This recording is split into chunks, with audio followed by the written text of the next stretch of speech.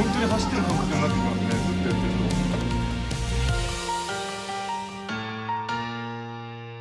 と。こんにちは、トヨタイムズの富川優太です。今日お伝えするテーマはですね、トヨタの自動運転についてです。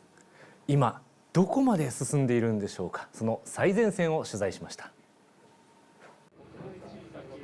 トヨタの作業着を着た大勢の研究者たち、この日を万感の思いで待ちわびていました。今日はですね、ここ下山のテストコースでこちら自動運転の GR ヤリスラリーカーに実際にプロのドライバーに乗ってもらって評価してもらおうと。で乗ってもらって評価してもらって、さらにもっといい車作りにつなげようという機会なんですね。今まさにそのプロのドライバーを乗せた車が到着しました。さあ誰でしょう。知ってますけど、はい、現れたのはトヨタガズーレーシングワールドラリーチームのチーム代表ヤリマティ・ラトバラさん、そしてはい、世界チャンピオンのカルレロ・バンプラー選手、ね、が実際に自動運転のラリーカーに乗ってどんな車かというのを評価するということなんですね。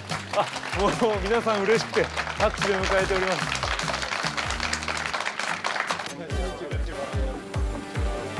到着もつかの間、早速レーシングスーツに着替えたロバンペラ選手。自動運転技術を搭載した GR ヤリスに乗り込みます。Kalle, have you ever ridden autonomous car? No. No? No. First time? Will be first time, yes. Okay. Good luck. Thank you. Good luck.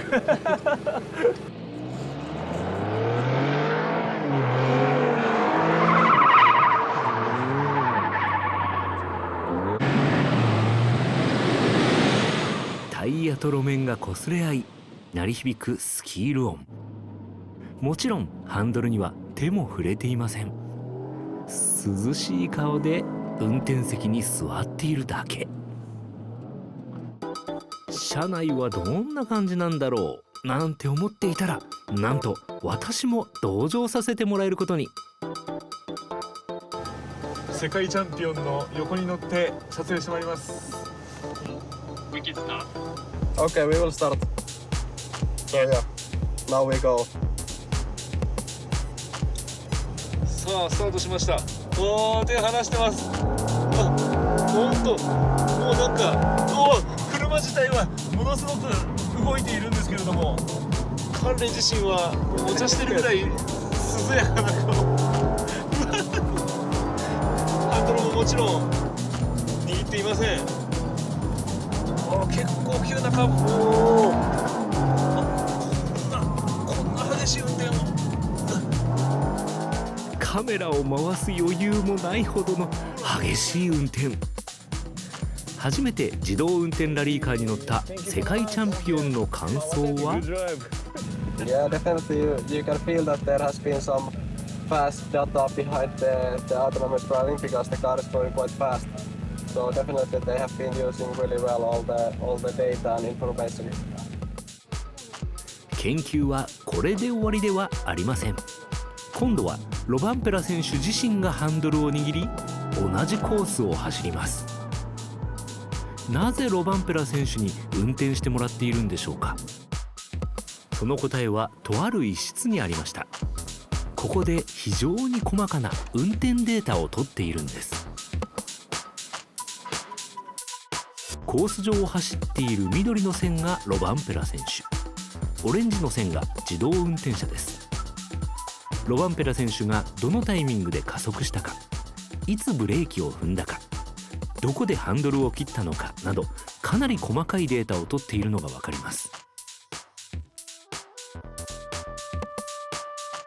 どこでどういうことが起きて、このタイム差だったり操作の差が行われているかっていうところを明らかにしていこうっていうところになっています。ロバンペラ選手と自動運転車のデータを取り比較する。こうした研究がどう役立っていくんでしょうか。ロフェッショナルのドライバーはやはり車の限界を感じて、なおかつそれの中で安全安心にその車をコントロールしていくっていうところのまさにこう操作の極みだったり、何を考えているかっていうところをこの操作から紐解いていくっていうところが一番大切で、その何を思って何を考えて操作しているかっていうところを自動運転に取り組むことができれば、さらに自動運転がより安全安心にスピンが起きてしまうような危険な状況でもプロフェッショナルなドライバーのようにうまくコントロールして、よりお客様に安全安心を届けることができるっていうふうに、私たちは考えています。自動車事故の中には道路状況によって急ハンドルや急ブレーキが必要になることがあり、一般的なドライバーでは制御が困難なものがあります。極限状態のデータを蓄積することでプロドライバーのような巧みな運転技術を取り込み、将来の安全安心につなげようというんです。この日のロバンペラ選手のデータはリアルタイムで世界中に共有されているといいます。我々トヨタだけじゃなくてアメリカの TRI ですとか、あと日本の中でもウーブンプラネットって自動運転開発しているところと一緒に共同開発してますので、この映像をですねアメリカから一緒に入って一緒に見たりとかで、そのデータをすぐアメリカに送って解析できたりとか、ある意味その専門性を持った各会社が一緒の車で開発できるっていう。関さんから話のあった TRI トヨタリサーチインスティテュートが自動運転の先端研究を担ってきました。 TRI が開発した自動運転車はすでにアメリカシリコンバレーの街中で実証実験を行っています。私実際に乗せてもらったんですが、本当に驚きました。こちらの画面にですね、今大きいバスが紫で出てます。で、赤い壁がありますけど、ここで今止まってます。で、黄色の四角が歩行者とか自転車ですね。歩行者のこんな、今緑色の全部方向を把握してるんですね。緑色の帯みたいなのが見えてますけど、ここが今から車が通るところですと、数秒先までの自分の車の通る場所を示してます。すごいね。今ね、急に路肩に止まったんですよ、前の車が。それをちゃんと左後ろ見て車が来てない把握して追い越し車線に行くっていう。今のが一番難しいですね。難しいですね。急に止まりましたもんね。止まって左に出ようとしたら後ろから来てるっていう状態ですね。ちょっと待って通してから行くっていう。こうした自動運転車を毎日何十台も走らせデータを取り開発に生かしています。あと何年ぐらいでこれ自動運転は難しいですね。実現しそうなんですかね。トヨタとしてはいきなりフルな自動運転であるので、やはりドライバーを助ける、自動運転とマニュアル運転を同時に動かすみたいな、そういったコンセプトからまずは製品化していこうと今開発しています。自動運転車が行き交う世界、そんな未来を作り上げようとしている本拠地にお邪魔しました。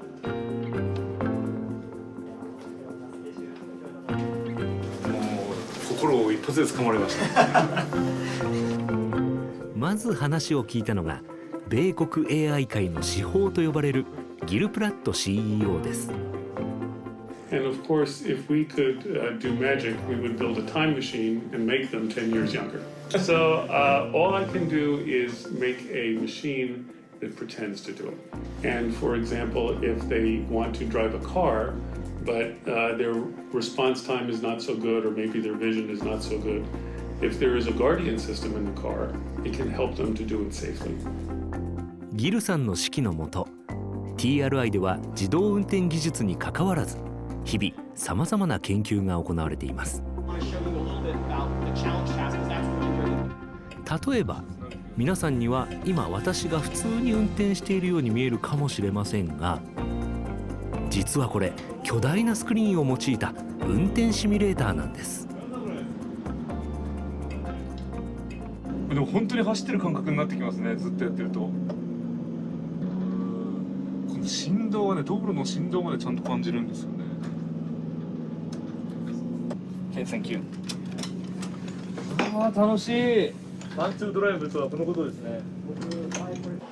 The simulator gives us a chance to explore many more ideas in the interface, in how we talk to the driver, and how the driver and vehicle work as a team to arrive safely at the destination.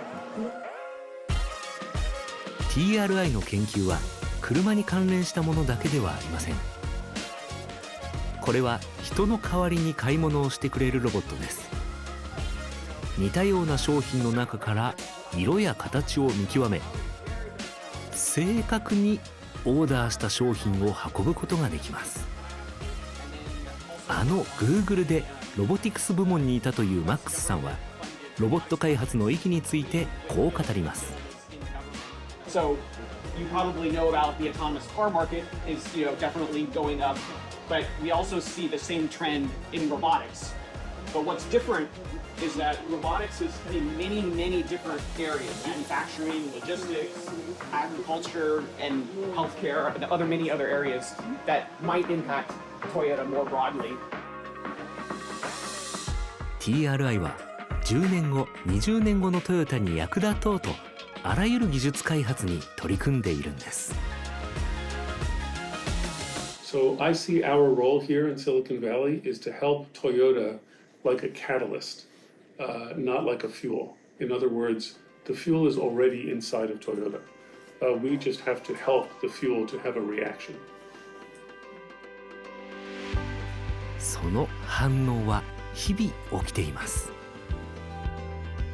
プロドライバーとして自動運転ラリーカーの研究に参加したカッレ・ロバンプラ選手。ラリーのプロの視点からはこんな未来も見えたようです。もっと進化していけばカッレさんの運転に近づくことも可能なんですかね。Yeah, definitely. I think already now it's really fast on this kind of track. So yeah, I'm sure it will just progress to get it better and better. And I think it's something really interesting what they are thinking of doing with it to teach people to drive or something like this. So I think it's really clever and nice idea. Definitely, if you go to a track first time and the car is driving it for you this fast, for sure it's nice. You can learn the track with the car, and then you can do it yourself later. Definitely. ここからはですね VTR にも出演していただきました TRI のギル・プラット CEO にお話を伺ってまいります。ギルさんよろしくお願いします。 It is wonderful to be here. Thank you. Thank you so much. まずですねギルさんは VTR にもご紹介したようにですね米国 AI 界の至宝と呼ばれている方です。私からプロフィールを簡単にご紹介させていただきますね。MIT マサチューセッツ工科大学でコンピューターサイエンスと電気工学の博士号を取得されています。でアメリカ国防総省の機関でロボット研究プログラムを指揮していたんですね。で2016年に設立されました TRI の初代 CEO に就任しています。でもう一つギルさんを紹介する上でお伝えしなきゃいけないのが大のコーラ好きということでございます。Yes, that is very true.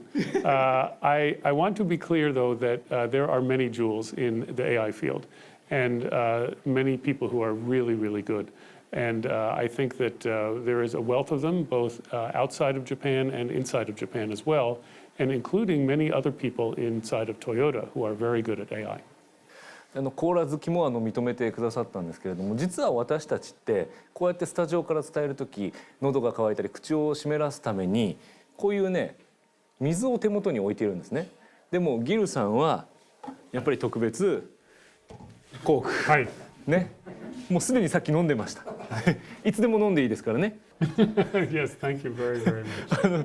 ちょっと他の質問する前に、なんでそこまでコーラが好きなんですか？When I was very young, my father gave me a little bit, and I don't know why, but I just loved it. And so I know a few other people that are friends of mine that also had the same experience, and it just, to me, it just tastes really good. So I try not to have too much because there's too much sugar in it, so it's not so healthy.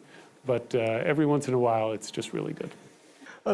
今プロフィールご紹介しましたけれども、TRI 設立時から、CEO に就任されました。科学者として研究に邁進するという道もあったと思うんですけれども、なんでトヨタに入ったんですか？ When I was first interviewed for the job for Toyota, the person from Toyota showed me a piece of paper with the word dementia on it. And the word dementia is about older people that are not functioning well in their mind. And I was just amazed that a car company cared so much about people, especially elderly people, that they recognized this primary problem for aging society. That was the first reason I was attracted. He ended up having a discussion with me about love, which is, of course, the most human of all topics. And it was particularly about people's love of cars and love of driving. And he said to me that people love cars, but they do not love refrigerators. And he asked me to think about why there was a difference. And we talked about that the whole time. And I just fell in love with the company that would ask these kinds of questions. TRI の本拠地というのはシリコンバレーにあって、そういった GAFA と呼ばれるような巨大企業と戦っているわけですけれども、本当にいろんな研究を TRI ではしているんですね。でその中の一つとして自動運転の先端研究も担ってきたということなんですけども、じゃあトヨタの自動運転というのは今どのレベルにあるのかというのを見ていきますと、自動運転レベル5まであるんですね。でレベル1、2というのは、あくまでも運転支援という形でして、レベル3も一定の条件下で自動運転と、可能ということなんですけれども、これもあくまでも何か問題があった時にすぐドライバーが戻れる状態にあることのレベルですから、我々が思っているいわゆる自動運転というのはレベル4、レベル5の段階のことを言うんですね。トヨタは今レベル4の段階をウーブンプラネットが進めていまして、私がシリコンバレーで体験した自動運転もレベル4の車だったわけですけれども、実はトヨタが自動運転で目指すポイントというのがこちらなんですね。あくまで人中心で車が人にとって変わることはない。レベル争いをするつもりはなく、ハンドルから解放されるという行為自体が目的ではないと。つまりですね、ドライバーの疲れ低減ですとか心地いい環境下での運転サポートを可能にして、より周辺に注意を払った安全な運転ができる環境の提供を目指していると。これがトヨタの目指すポイントなんですね。ギルさんが自動運転で目指すところはどういったところなんでしょうか？ The map of level 1 through 4 was conceived with the idea of relieving a driver of some of the burden of driving in stages. So first, in level 2, you have to hold the wheel or be ready to take control at any moment. Level 3, maybe you can look at your phone or read a book. Level 4, you don't need to pay attention at all, but the operational domain, the area, is limited. And then finally, level 5, it can go anywhere. But that's only one map. Let me tell you about another map. The other map is actually about the AI and the human being working together, with each one supporting the other. So let's imagine the driver is doing all of the work driving, but there is a guardian, some kind of function that is making sure that if the driver makes a mistake and some danger is coming close, first there is a warning, and then a little bit of a nudge, and then if necessary, a takeover for a short time to make sure that a crash doesn't occur. So the purpose of the Guardian system is to prevent crashes and to prevent injuries and fatalities. It's very different than the purpose of 1 through 5, which is essentially to lower the effort of driving. To wrap up, in the last few years, we have added to the Guardian function the function of a coach, a teacher, a sensei. In fact, we call the project Driving Sensei. And it is about having the AI system in the car not only protect you from making a mistake, but also coach you and help you learn how to be an even better driver so that you can enjoy the joy of driving, even if your practice, your skill is not so high.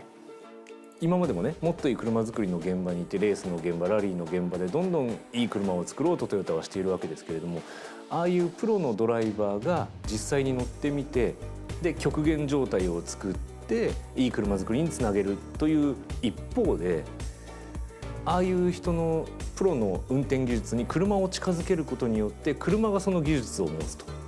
そうなってくるとギルさんが今おっしゃったガーディアンに車がなってすごいレベルのある車が存在して我々普通のドライバーでもまたは高齢になってちょっと反応が衰えてきたなという方でもそういったスペシャルなガーディアンの車が助けてくれるそういったことにつながるっていうことですね。You are exactly right. That is what we are attempting to do.